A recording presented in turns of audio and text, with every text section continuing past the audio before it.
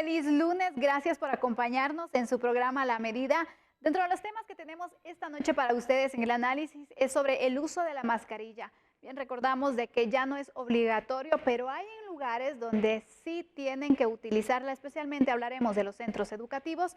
Y para el análisis nos acompañará el licenciado Julio Rivera Clavería, a quien le doy la más cordial bienvenida. ¿Cómo está, licenciado? Hola, Sandy. Buenas noches a todos los amigos en casa. Un verdadero placer estar con ustedes. Por supuesto, en el mundo hay muchísima información que debe conocer y Andrés Estrada nos informará de lo que está pasando. Buenas noches, Andrés. ¿Qué tal? Feliz noche, Sandy. Licenciado Clavería, mucha información a nivel internacional en México. Estados Unidos quería una extradición rápida del capo histórico del narcotráfico mexicano, Caro Quintero. Sin embargo, un juez le está poniendo el freno y también vamos a hablar sobre la situación grave que se vive en Europa porque hay un calor extremo. Lo que está haciendo es avivar los incendios forestales que están impactando Europa y también muchas muertes por este calor realmente extremo. Hablaremos un poco más sobre eso, pero a continuación nuestros titulares. Se debe usar mascarilla en centros educativos. Autoridades del Ministerio de Educación clarifican las medidas de prevención vigentes. ¿Cuándo debo usar mascarilla? Desde este lunes su uso es opcional. Sin embargo, en algunos lugares será obligatorio. 247,000 migrantes detenidos en la frontera sur de Estados Unidos durante junio. Les sorprenderá conocer cuántos de ellos son guatemaltecos. Existe una crisis humanitaria por la migración. Exploramos lo que nos revelan las cifras. Nuevas autoridades en el INASIF. Analizamos los retos que deberán enfrentar en los próximos 5 años de su mandato. Declaran abandono de abogado defensor. Tribunal tomó la decisión durante el juicio por el caso La Línea.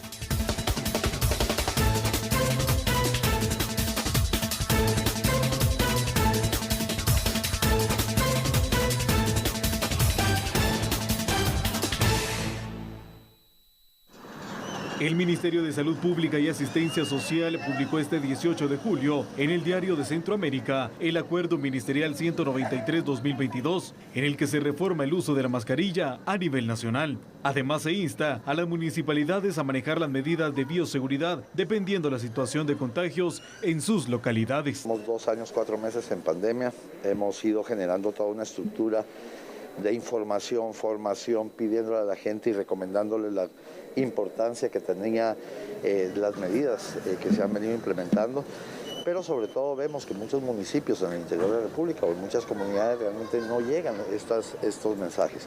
Si ustedes ven en el acuerdo, al igual que en otros acuerdos, hay un peso muy importante que tiene que ver con el rol que deben jugar las autoridades locales.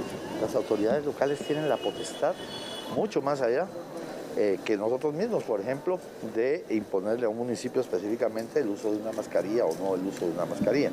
El uso opcional de la mascarilla se implementará aunque el municipio esté en alerta roja, exceptuando algunos lugares en específico que remarcaba el Ministerio de Salud Pública y Asistencia Social para poder controlar los contagios de COVID-19. Es específicamente obligatoria para los lugares donde quedaron especificados en el acuerdo, porque es donde vemos que tenemos un mayor nivel de población que pudiera estar en riesgo. Entonces, por eso se especifica muy claramente en el acuerdo cuáles son estos lugares y también, de nuevo, es el solicitarle a las autoridades de estas instituciones que por favor hagan que se cumpla la norma. De esa cuenta, es obligatorio el uso adecuado de la mascarilla independientemente del color de la alerta sanitaria en hospitales públicos y privados, centros de salud, puestos de hisopado y de vacunación, laboratorios y clínicas médicas, centros de cuidado y atención de personas de la tercera edad, transporte urbano y extraurbano y centros de detención y arresto.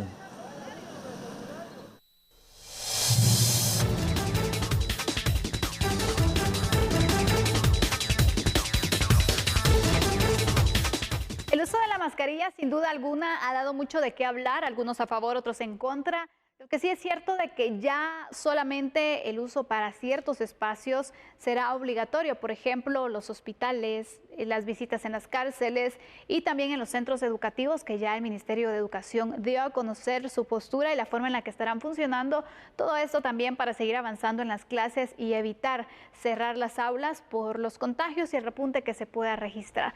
¿Cómo ve usted, licenciado Clavería, esta medida en cuanto a los centros educativos? ¿Qué tan arriesgado es no usar una mascarilla, sabiendo la cantidad de estudiantes también que se presentan en las aulas, a pesar que se mantiene esa burbuja por clase? Vea, yo creo que es una medida sana, es una medida muy importante, porque efectivamente en la medida que logremos tener a la mayoría de los alumnos en clase presencial, pero sin contagiarse, los alumnos van a ganar. Está demostrado que durante la época de la pandemia, por no tener acceso a los medios electrónicos e internet, especialmente en el área rural, los jóvenes no pudieron estudiar como se necesita estudiar, y resultado fue que el año pasado, cuando se hizo una investigación, se demostró los altos niveles de deficiencia que ocasionó la pandemia en estos 2 años prácticamente. Creo que es una medida acertada del Ministerio de Educación y hay que exigir el uso de la mascarilla para que la mayor cantidad de jóvenes y niños puedan asistir a la escuela y a los colegios privados. El uso de la mascarilla es uno de los puntos de prevención, sin duda alguna, que se han dado a conocer dentro de los 3 pasos para la prevención del contagio de COVID-19, que los otros son el distanciamiento social y el lavado constante de manos. ¿Cómo cambiar la forma de llegar en temas de prevención a los estudiantes? Porque sí, el uso de la mascarilla se tiene que realizar, pero ¿cómo se puede verificar también que se cumpla con estas normas? Porque también va a ser un tema complicado, ¿no? Yo creo que los maestros juegan un papel determinante, los maestros y los directores, tanto de los colegios privados como de las escuelas públicas. Ellos tienen que jugar ese papel porque efectivamente lo que no se puede permitir es que se masifiquen los contagios de niños y de jóvenes, porque en esa medida el Ministerio de Educación se vería obligado nuevamente a cerrar tanto las escuelas como los colegios para prevenir más infectados, y el resultado final va a ser un año con mayor descalabro escolar de los que ya tuvimos, Sandy. No puede ser posible porque efectivamente el no asistir a clases presenciales es muy complicado. Yo creo que hay que esperar un poco más para que efectivamente en Guatemala la gente pueda entender la utilización de las clases vía digital, que son totalmente distintas, porque hay que preparar también los cuerpos de maestros. Así es. Otro de los retos, sin duda alguna, cuando hablamos de educación es en las áreas rurales, sí, donde recordemos que aquí hay varios municipios que ya no utilizan la mascarilla desde hace meses, incluso cuando era obligatorio para todos en todo espacio.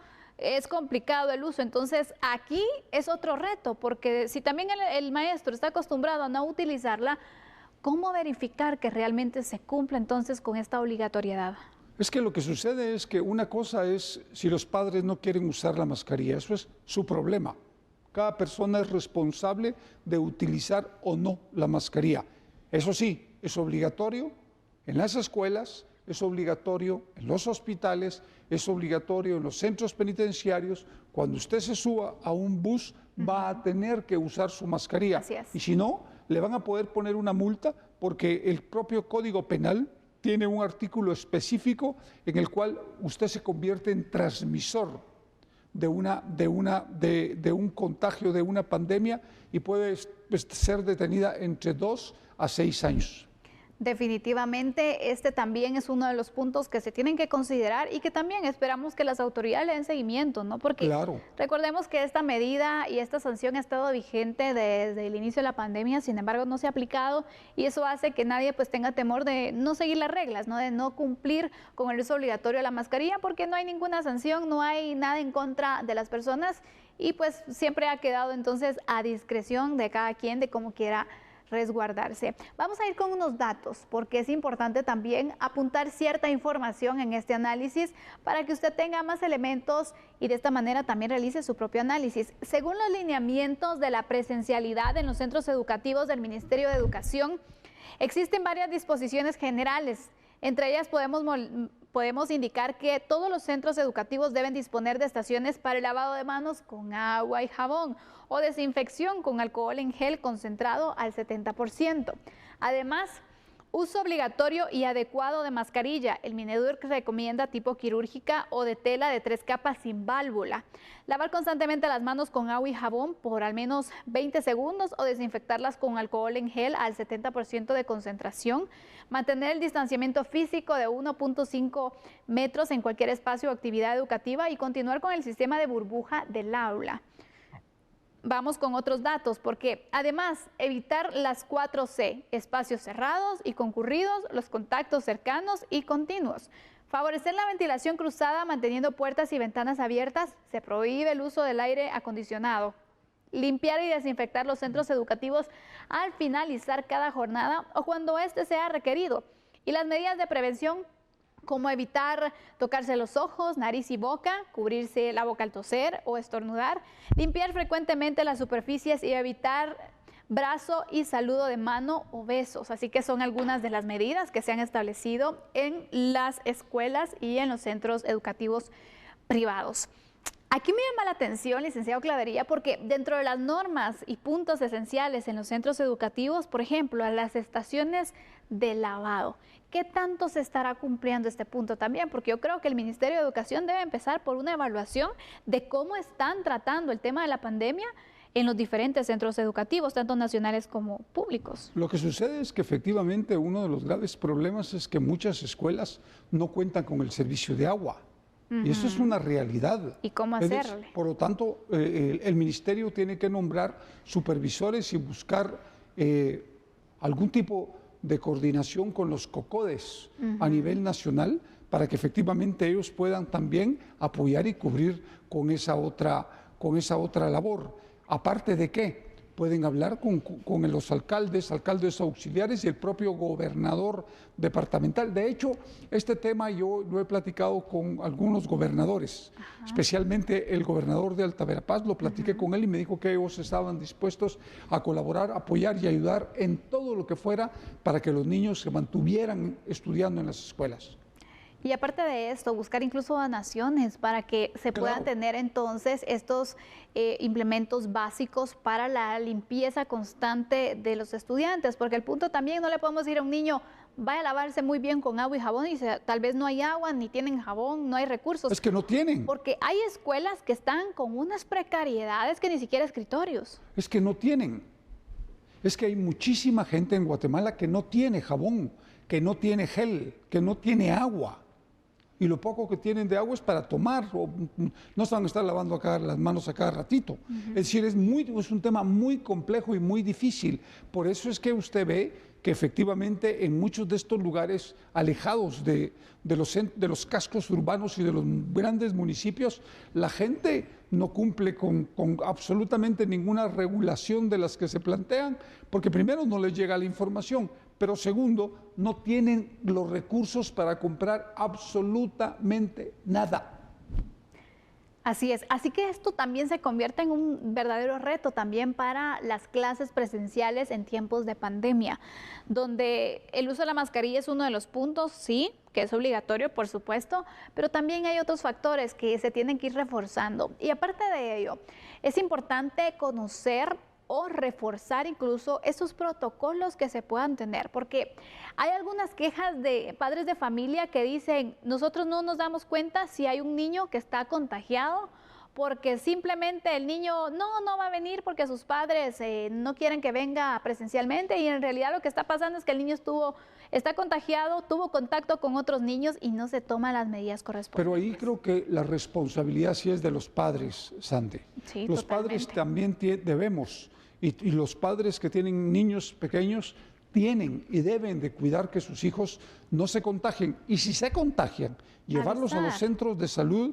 y avisar a la escuela, claro, poner para evitar alerta contagios masivos, porque al final el problema lo tenemos ahorita, es decir, hay una escalada muy grande de infectados por COVID y creo que hay que contenerla de alguna manera. Y una en los centros educativos es esta. Yo creo que efectivamente la medida está muy bien pensada y muy bien planteada. Así es, entonces hay varios puntos que se toman en cuenta para poder de esta manera continuar con las clases presenciales, que es muy importante porque también se busca ir avanzando, ¿no?, en las clases, no perder días y de esta manera ir avanzando con el contenido también, que es esencial, tanto que se exigía, que se solicitaba, que se regresaran en las clases, pero siempre con mucha seguridad. Usted fue maestra, claro. Usted fue maestra. Sandy, usted sabe exactamente lo importante que son las clases presenciales en un país en donde no tienen acceso a Internet, en donde no hay acceso a computadoras, en donde no hay acceso a los teléfonos inteligentes para que puedan estudiar los jóvenes. Usted lo sabe. Así es. Y entonces yo creo que esto es muy importante. Las clases presenciales no se deben de mantener, no hay que permitir que se cancelen, sino que al contrario, a cuidar a los jóvenes y a los niños para que puedan asistir a la escuela. Ese es el punto, y aparte de eso, la responsabilidad de los maestros, porque los maestros tienen una gran responsabilidad en cuanto a crear conciencia, claro, en cuanto a poder prevenir y de verdad tratar el tema de la pandemia de una forma pues dinámica, de una forma también que según las edades vayan comprendiendo, crear ciertos hábitos. Por ejemplo, me llamaba la atención que hay medidas donde se dice no estornudar y utilizar las manos, por ejemplo. Hay una técnica también que si desde pequeños nos enseñaran, creo que todos la podríamos utilizar. Entonces, en las escuelas hay que empezar. Yo he visto niños que de verdad les están enseñando desde pequeños y me sorprende ver que su primera reacción es colocar su antebrazo. Claro. Y es la forma adecuada. Entonces hay que sin duda reforzar muchos puntos para poder prevenir los contagios y que se desarrolle sin ninguna complicación el ejercicio pues de las clases y que los estudiantes también puedan de esta manera aprovechar el tiempo sin ningún riesgo. Vamos a cerrar este tema y ahora continuaremos con otra información que también es importante que usted conozca y es acerca del presupuesto general de la Nación para el siguiente año. ¿De cuánto podría estar presentándose para el siguiente año? Bueno, esto es lo que dice Finanzas Públicas. Como hemos anunciado anteriormente, creemos que podría rondar entre los 112.000 o 112.500 probablemente, algo que va a ser, esperamos, no mayor al presupuesto de este año, pero con una recaudación mayor. Como lo hemos dicho en otras ocasiones, si el presupuesto crece en techo, pero está creciendo porque hay una mayor recaudación, lo que hace es que se mejoran todos los indicadores del país. No solo un mayor techo, sino una menor deuda, también bonificada, que también, como lo hemos expresado, recordemos el año 2020, que fue un año donde incurrimos en deuda para poder atender el COVID, hubieron alrededor de 28.000 millones de quetzales en bonos del Tesoro. El año 2021 tuvimos alrededor de 18.000 millones de quetzales en bonos. Este año tuvimos 15.900 millones en bonos y para el otro año esperamos tener alrededor de 12.000 o 12.500 millones en bonos. ¿Eso qué quiere decir? Que la deuda requerida para financiar el presupuesto es menor. La recaudación para el año 2022 estaba en 76.000 millones de quetzales. Esperamos que para el año 2023 esté en 84.000 millones de quetzales, lo que otra vez estaríamos viendo un incremento de casi 8.000 millones de quetzales. Autoridades de finanzas esperan que dicho proyecto presupuestario sea avalado por el Congreso de la República.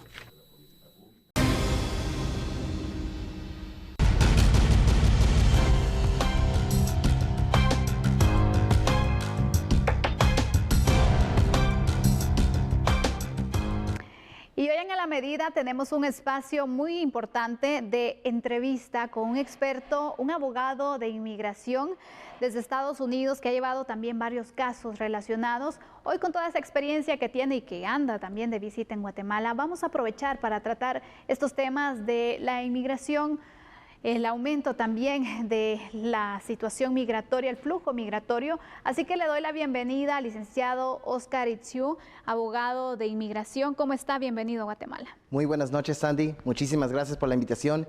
Muy buenas noches a todos mis paisanos guatemaltecos. Licenciado, hablar de migración, sin duda alguna también, por el contexto reciente que se ha dado, nos marca mucho la tragedia ocurrida en San Antonio, Texas. Una situación muy difícil y que desnuda nuevamente el peligro constante que todo migrante se enfrenta al momento de buscar el sueño americano. Claro. Primero que nada, mi nombre es Oscar Ischú, soy abogado de los Estados Unidos de padres guatemaltecos. Y más importante, quisiera decirle mis condolencias más profundas a las familias que han perdido un ser querido en esta tragedia tan terrible.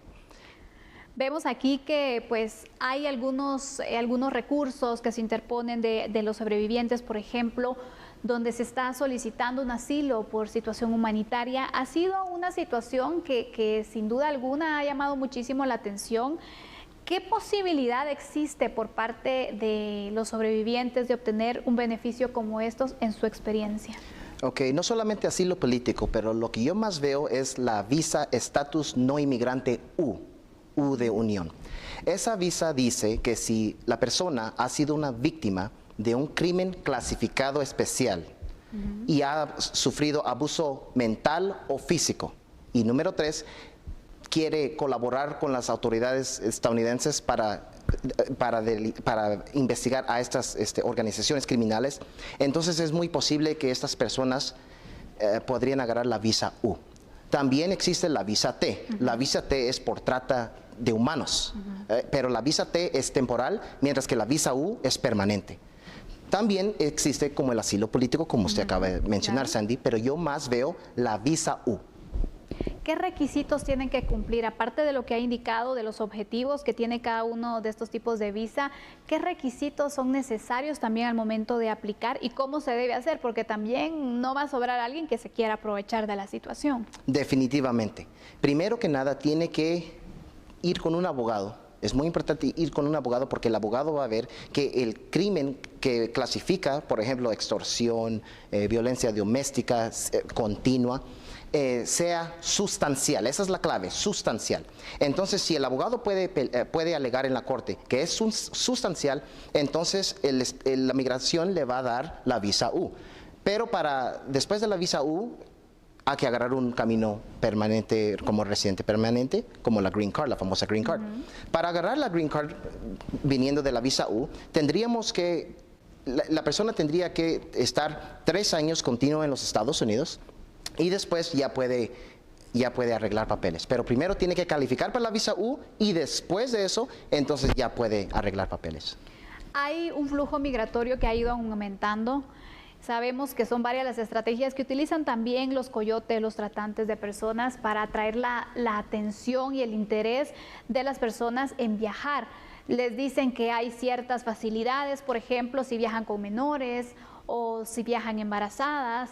En fin, les venden una idea, el sueño americano prácticamente les venden cuando pues contratan el servicio del coyotaje para viajar ilegalmente a Estados Unidos. ¿Actualmente existe en realidad algún beneficio que podría darle ventaja a un migrante y que por esto pueda justificarse un aumento en el flujo migratorio?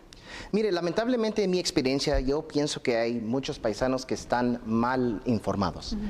Uno de esos es que, por ejemplo, los niños no acompañados.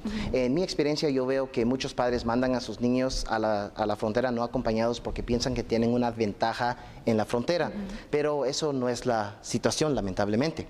La razón es porque cuando un niño llega a la frontera no acompañado, no tiene el derecho de un abogado. Lo puede contratar si es que tiene los medios económicos para contratarlo, pero no tiene el derecho de un abogado. Entonces, el niño acompañado, póngale un niño de 5 años, va a la corte federal en un lenguaje que no entiende, en leyes tan complejas como es nuestra inmigración. ¿Qué vas a ver de leyes? Exactamente, entonces generalmente los deportan. Pero el niño, y les informo, si hay una situación de un niño no acompañado en la frontera y este niño ha sufrido de abuso, tortura de los padres y el niño puede demostrar a la migración que está en el mejor interés del niño quedarse en los Estados Unidos y no regresar a su país de origen, entonces es muy posible que el niño podría clasificar como un inmigrante especial juvenil. Pero tiene que tener a alguien que lo reclame, ¿no? Absolutamente, sí. Entonces, cuando llega el niño allá, entonces la migración tiene que cuidarlos por aproximadamente 72 horas. La migración tiene 72 horas ya para darle un patrocinador para que lo cuide, o una familia, o reunificarlos con los familiares que tiene allá. Esto viene por la decisión Flores en 1997. Esta decisión fue porque Jennifer Lisette Flores, una salvadoreña niña de 15 años, llegó a la frontera no acompañada. Ella pidió estar con su tía. Migración dijo, no tengo la jurisdicción para entregarte, Jennifer, con tu tía. Entonces, ella agarró unos abogados gratuitos, le salió gratis, gracias a Dios, ¿verdad? Entonces la representaron y ganó la señorita Flores, y entonces esa fue la decisión porque hoy día la migración tiene que reunificar a los niños no acompañados con sus familiares en los Estados Unidos. Y si no hay, entonces con un patrocinador. Pero también se da el caso que los núcleos familiares viajan, es decir, menores van acompañados de sus padres porque también se cree que de esta manera es más fácil que les puedan dar algún tipo de beneficio. Lamentablemente, no es la situación. Lamentablemente, para que una persona, un adulto arregle papeles, necesita que tener un mecanismo legal válido. Un mecanismo legal es, por ejemplo, tener una hermana, un hermano, tener un esposo o esposa que sea permanente residente, que prácticamente que tenga la green card, o que sea ciudadano americano. Si no es de así, entonces no veo cómo ellos podrían legalizarse, al menos que pidan la visa U, que le acaba de comentar Sandy, o la visa T, o asilo político. Ahora, si son de un país designado por TPS, podrían pedir TPS también, ¿verdad? Claro. Pero esa es otra conversación. Efectivamente, un TPS que, por cierto, Guatemala ya lo está solicitando, las autoridades están en conversaciones y que varias veces se ha solicitado, pero también, ya que usted pues maneja estos temas, ¿por qué es que Guatemala no ha cumplido con los requisitos o las condiciones para que puedan dar este tipo de beneficio, que es algo también que se ha buscado en diferentes contextos, incluso sociales y económicos en Guatemala? Claro, muy interesante pregunta. El gobierno estadounidense ha dicho que para que agarren TPS tiene que haber una catástrofe en el país, y lamentablemente Guatemala no ha habido una catástrofe. Ni en el huracán Mitch, que fue una catástrofe, la verdad. La verdad sí, pero lamentablemente el gobierno estadounidense no lo vio así. Entonces, porque no lo vio así, no logró calificar a Guatemala, pero tengo muy buenas noticias. Es en mi entendimiento que Guatemala va a calificar para las visas loterías de diversidad en el año 2023, o sea, el próximo año. Entonces, eso es muy buenas noticias también. ¿Y en qué consiste esta lotería de visas también? Porque a veces se hace loterías de visa, por ejemplo, de trabajo, y pues hay quienes han sido estafados. ¿En qué consiste? ¿Cuál es el mecanismo legal de poder hacerlo para que la gente también que conozca esta información la conozca bien? Claro. La visa diversidad, hay aproximadamente 54 a 55 mil visas que el gobierno estadounidense da cada año, pero depende de muchas circunstancias. Por ejemplo, el nivel de educación que tiene la persona, qué hace de trabajo, si arregla sus impuestos, si no ha cometido un delito o delitos menores. Entonces, no es solamente un factor, se dice una totalidad de las circunstancias, como se dice en el inglés. Licenciado, usted ha dado acompañamiento en varios casos de guatemaltecos y bueno, emigrantes también en los Estados Unidos. Yo quisiera ver qué tipo de acompañamiento da usted también para que la gente pues conozca un poco más del trabajo que usted hace en territorio norteamericano como abogado. Claro que sí. Yo practico en Los Ángeles, California, yo practico mucho acusación criminales, también hago divorcios, accidentes laborales y accidentes en tránsito. Me especializo más en accidentes de troque en tránsito, pero mucho en inmigración. Me gusta ir a las leyes federales para pelear contra la migración prácticamente para arreglar. También hago apelaciones o también peleo deportaciones también. ¿Y cómo lo pueden contactar por si alguien está buscando también el acompañamiento? Porque es importante tener a personas que sepan del tema, que hayan llevado casos, que hayan tenido casos de éxito para poder tener una esperanza en los procesos migratorios. La mejor manera para que mis paisanos se informen sería que me siguieran en las redes sociales de Instagram específicamente, @abogadooscargt. ¿Por qué? Porque cada día yo pongo contenido legal diario, relevante, para educar a mis paisanos. Entonces, diario estoy poniendo contenido de TPS, de asilo político, cómo pelear una deportación, etc. O me pueden llamar al 626-514-1000. Muy bien, usted tiene la información porque también es importante conocer especialistas en esta materia. El tema migratorio, sin duda alguna, pues siempre se necesita una orientación. Y qué mejor que usted tenga estos contactos también para estar pendientes del contenido y si tiene alguna duda también recibir una asesoría. Le agradezco mucho por acompañarnos y orientarnos también sobre estos temas tan importantes de inmigración. Ha sido un placer poderlo tener acá en el set y sobre todo también en Guatemala. Esperamos. Muchísimas gracias, un placer. Gracias, Andy. Y de esta manera nosotros vamos a ir a una pausa y regresamos con otro tema de análisis con el licenciado Julio Rivera Clavería. Ya volvemos.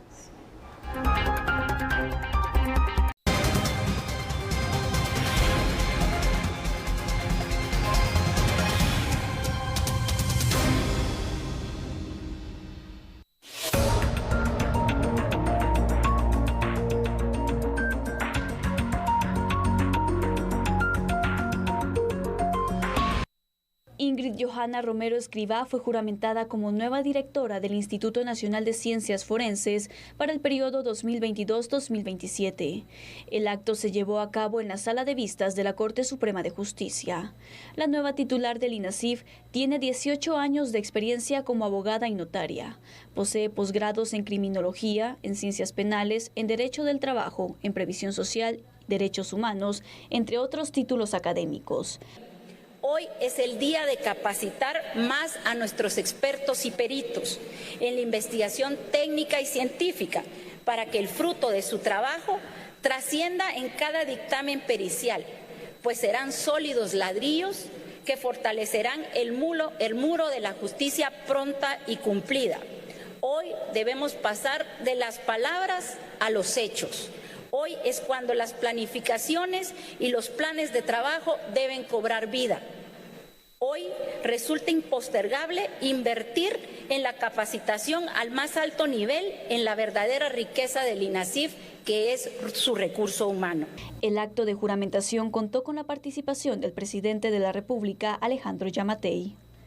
En mayo del presente año se emitió el Acuerdo Gubernativo 110-2022, mediante el cual se adscribe un terreno en la zona 12 de más de 11.000 metros cuadrados para que sea construida la ciudad científica en la que el INACIF albergará todos los servicios forenses, áreas administrativas y escuelas de estudios forenses. Siendo presidente electo, visité el INACIF. Fui a conocer las instalaciones y en esa primera plática que tuvimos con Fanuel, yo le hacía ver que en esas condiciones no puede haber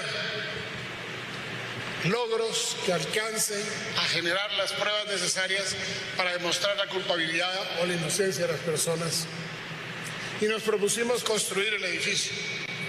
Se consiguió el préstamo y al fin conseguimos el terreno.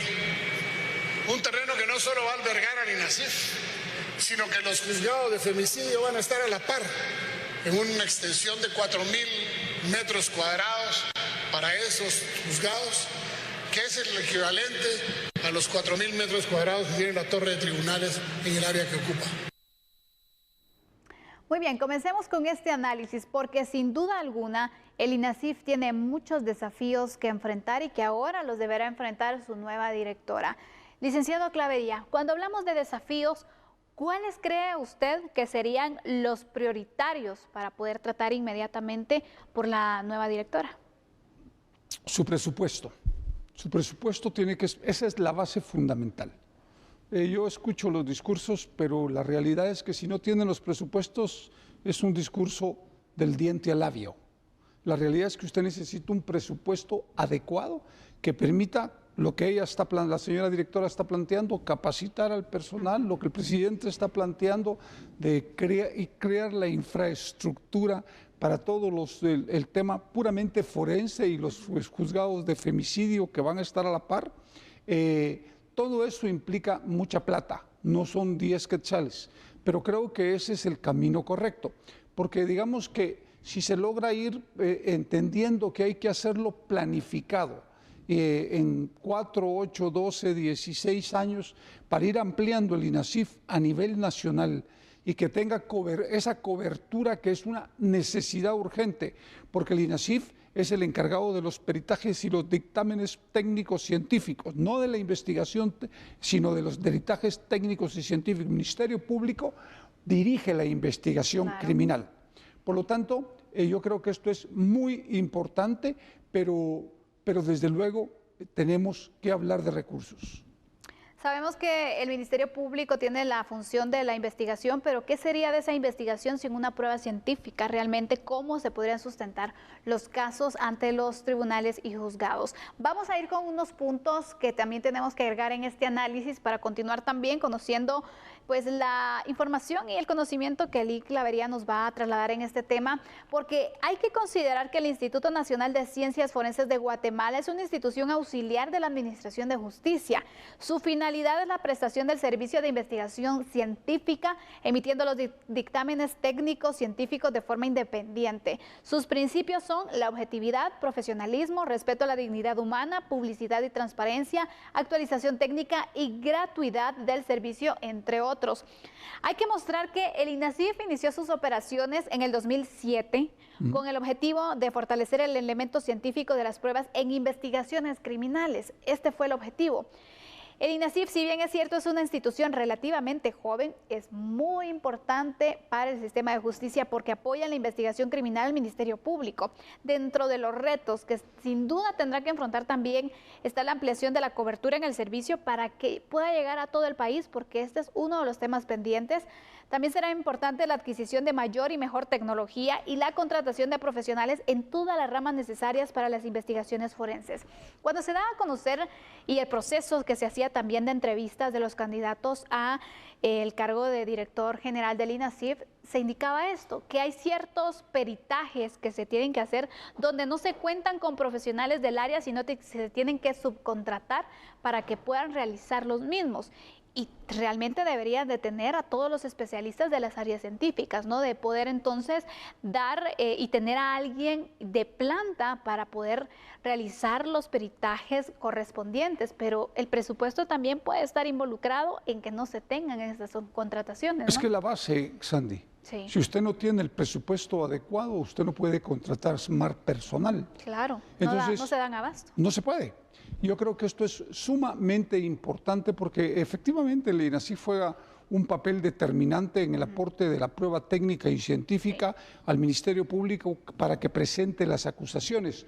Pero si no se cuenta con un presupuesto adecuado, efectivamente ellos se ven en la necesidad de estar subcontratando peritos externos, que al final no es sano, porque la institución debe de tener sus propios peritos y esos peritos externos en todo caso pueden ser contratados por las partes cuando hay discordia en peritajes o dictámenes. La independencia podría estar en riesgo en este punto. Así es. Entonces yo creo que es muy importante que el Ministerio Público cuente con, el INASIF cuente con los recursos necesarios para poder tener el equipamiento, la infraestructura, el personal y la logística necesario y la ampliación y cobertura a nivel nacional, que es vital. No se va a poder hacer en 4, 8, 12 años, pero 16 años yo creo que esto va a estar en todo el país, como sucedió con el propio Ministerio Público, que hoy ya cubre efectivamente todo el territorio nacional. El punto es iniciar, de eso hemos hablado, Ese es el punto. A lo mejor la directora que asume hoy no podrá ver todos los frutos de lo que hoy puede empezar, pero va a quedar marcado porque dio el inicio, plantó la semilla para que entonces se pudiera ir fortaleciendo más al INASIF. Y sobre todo también que el sector justicia también comprenda y sobre todo el Congreso de la República la importancia que tiene el INASIF para que se les pueda apoyar, porque es increíble que como hay instituciones como el INASIF, por ejemplo, que se necesita tanto, pero que al momento de la distribución del presupuesto no se le toma en cuenta esas necesidades. Qué bueno que haya planteado ese tema. Ahí precisamente iba. Uno de los graves problemas que se comete cuando se distribuye el presupuesto en materia de seguridad y en materia de justicia es que usted puede darle una parte más grande, por ejemplo, al Ministerio de Gobernación, pero a costa del propio Ministerio Público del organismo judicial. Bueno, el organismo judicial tiene el 5% del presupuesto, pero tiene que ser el mismo presupuesto para que se equilibre el tema de seguridad y de justicia y que no haya desfases, porque cuando hay desfases no hay coordinación y se pierde muchísimo trabajo. Así es, estas son las conclusiones entonces del tema y consideramos importante también pues agregar esta información del presupuesto porque sabemos que se está en la elaboración del presupuesto general de la Nación y que los diputados tendrán a bien también hacer un análisis consciente de las realidades y necesidades que tiene el país y sobre todo también apoyar a las instituciones que son funcionales y que tienen un presupuesto muy bajo comparados también a las otras entidades que velan o son parte del mismo sector, hablando del sector justicia. Finalizamos el análisis, ahora vamos a continuar con otras noticias. Hablando del tema de justicia, daremos a conocer sobre el caso La Línea, porque hoy en la audiencia se declaró el abandono de uno de los abogados defensores porque no se presentó a la audiencia programada de este día. Este domingo 17 de julio se cumplieron 6 meses que inició el Tribunal de Mayor Riesgo B el juicio del caso por defraudación aduanera La Línea. La Fiscalía Especial contra la Impunidad del Ministerio Público presentará a sus últimos 2 testigos ante las juezas. La diligencia judicial de este lunes 17 de julio se canceló porque los abogados defensores del acusado Osama Aziz Aranqui no se presentaron en la megasala de audiencias para continuar con el debate oral y público. Uno de los defensores jurídicos presentó una excusa médica para justificar su inasistencia ante el tribunal. El otro abogado no se presentó y no envió ninguna excusa. Ante esto, las juzgadoras resolvieron declararle el abandono del proceso. Al sospechoso Aziz Aranqui le explicaron que uno de sus abogados de confianza debe presentarse este martes 19 de julio a la audiencia, de lo contrario le nombrarán uno de la Defensa Pública Penal. Según la FESI, los acusados integraron una organización criminal que defraudó al Estado por 28 millones de quetzales. La pesquisa agregó que los supuestos líderes de la red ilícita fueron el exbinomio presidencial Otto Pérez Molina y Roxana Valdetti. Agradezco al licenciado Julio Rivera Clavería por acompañarnos en el análisis. Lo esperamos mañana para seguir analizando los temas. Feliz noche, Sandy. Feliz noche a todos los amigos en casa. Y recuérdese que para terminar este programa hay que saber también lo que pasa a nivel internacional y Andrés Estrada está listo para informarles en breve.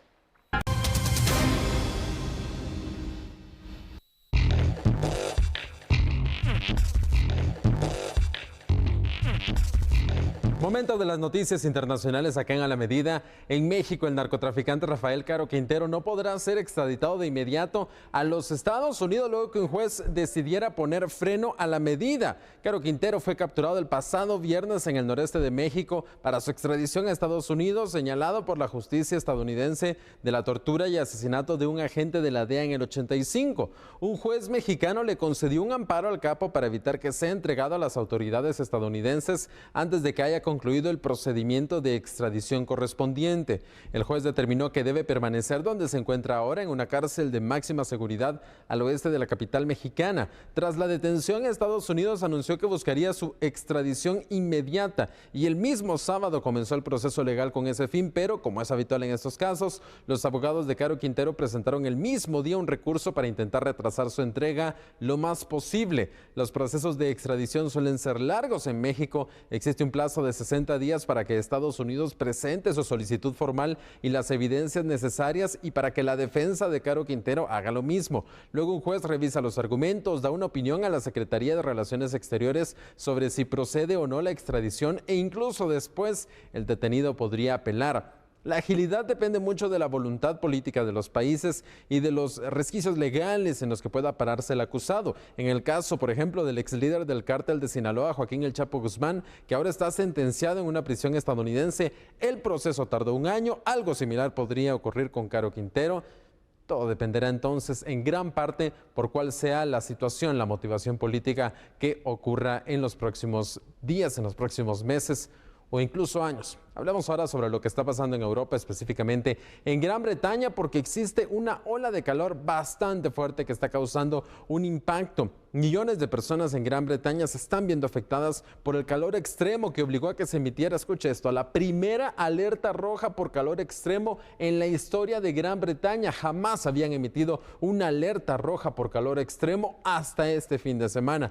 Una grave situación que ha afectado a Europa durante las últimas semanas y que ahora se desplazó al norte. Un clima cálido y seco que está causando problemas, por ejemplo, provocando deformaciones en vías férreas, obligando a 2 aeropuertos a cerrar sus pistas en un país que no está acostumbrado a este tipo de calor extremo. La alerta roja se mantendrá hasta el martes. Las temperaturas mañana podrían alcanzar los 40 grados por primera vez en la historia británica. 40 grados supone un riesgo de enfermedad grave e incluso la muerte entre la población sana. Este lunes la temperatura alcanzó los 38.1 grados, apenas debajo de la temperatura máxima registrada en Gran Bretaña en 2019. Ese año se registró un récord de 38.7 grados. Este tipo de calor no es común en Gran Bretaña. Ya se informó que al menos 4 personas murieron ahogadas en ríos, lagos y embalses cuando intentaban refrescarse. Los climatólogos advierten que el calentamiento global ha aumentado la frecuencia de fenómenos meteorológicos extremos como este. Y bueno, a pesar de que el miércoles se espera que las temperaturas vuelvan a bajar, la situación podría empeorar incluso en los próximos meses, porque se espera que este tipo de olas de calor extremas sean más comunes y podrían impactar nuevamente a Gran Bretaña en las próximas semanas. Mientras tanto, esta ola de calor que está ocurriendo en Europa también está afectando incendios forestales, está avivando el fuego, las llamas que están impactando a varias partes, específicamente de España, Portugal y Francia. Esta ola de calor con temperatura récord avivó incendios forestales. Hablemos sobre lo que está pasando en Francia. Las autoridades enviaron aviones con depósitos de agua, trasladaron a cientos de bomberos para combatir las llamas que se propagan por los bosques secos. En España, 2 personas murieron en incendios que el primer ministro relacionó con el calentamiento global al señalar que el cambio climático mata. Tanto en España como en Francia, el intenso calor, claro, está avivando los incendios. Meteorólogos franceses advirtieron sobre posibles temperaturas récord, dado que los fuertes vientos han complicado las tareas de extinción de incendios. En varias zonas de Francia han tenido que evacuarse varios pueblos, ya que las intensas llamas que arrasan bosques y vegetación ponen en riesgo una gran cantidad de viviendas. Por ejemplo, en España, entre el 10 y 14 de julio, se registraron 237 muertes asociadas al fuerte calor. Se espera que esa ola de calor en España finalice el martes, aunque será un alivio breve, ya que las temperaturas volverán a subir el miércoles. Sandy, es una situación bastante dura, bastante fuerte que se vive en Europa. Y ojo, porque también la semana pasada se vivía una fuerte ola de calor a lo largo de China. Se han vivido en los últimos años también fuertes olas de calor en partes de Asia.